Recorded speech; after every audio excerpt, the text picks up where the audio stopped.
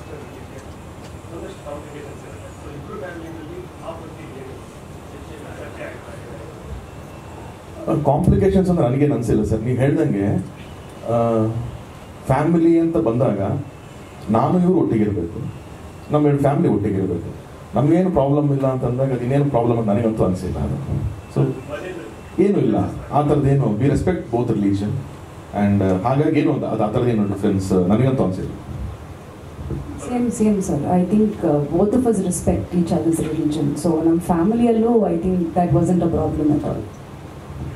I think ಅದು consideration ಬಂದಿಲ್ಲ, ಅದು ಯಾವತ್ತೂ ಥಾಟು ಬಂದಿಲ್ಲ ನಮಗೆ. ವ್ಯಕ್ತಿಯಾಗಿ ಇಂಪಾರ್ಟೆಂಟ್ ಆಗಿದ್ರು ಅಷ್ಟೇ. ಸೊ ಹಂಗೆ ಕನೆಕ್ಟ್ ಆಗಿದೆ.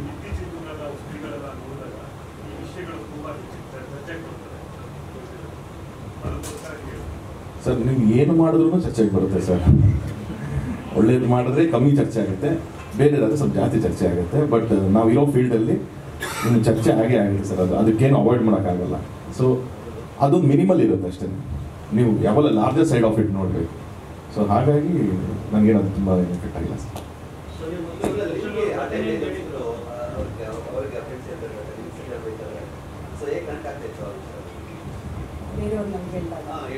ಇಲ್ಲ ಬಟ್ ಸಿ ನನ್ಗೆ ಒಂದು ಭಯ ಇತ್ತು, ಇದು ಏನಾದರೂ because we were not in touch, ನಾವು ಟಚ್ಚಲ್ಲೇ ಇರ್ತಾ ಇರಲಿಲ್ಲ. ಅದೇ ಅವ್ರು ಹೇಳ್ದಂಗೆ ಬರ್ಡೇಗೆ ಒಂದು ಹ್ಯಾಪಿ ಬರ್ಡೇ ಬಿಟ್ಟರೆ ಬೇರೆ ಏನೂ ಇರಲಿಲ್ಲ.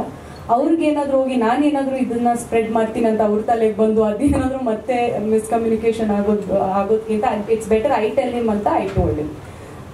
ಇಲ್ಲ ಕನೆಕ್ಟ್ ಆಗೋದಕ್ಕಿಂತ no we never thought of it. Robert ಇಂದ Darshan sir also use to make fun, but we never thought of it. ಅದೇ ರೀಸೆಂಟಾಗಿ ಮಾತಾಡೋಕ್ಕೆ ಸ್ಟಾರ್ಟ್ ಮಾಡಿದ್ವಿ. ಅದೇ ಎಲ್ಲರೂ ಹೇಳ್ತಿದಾರಲ್ಲ, let's give a try. I mean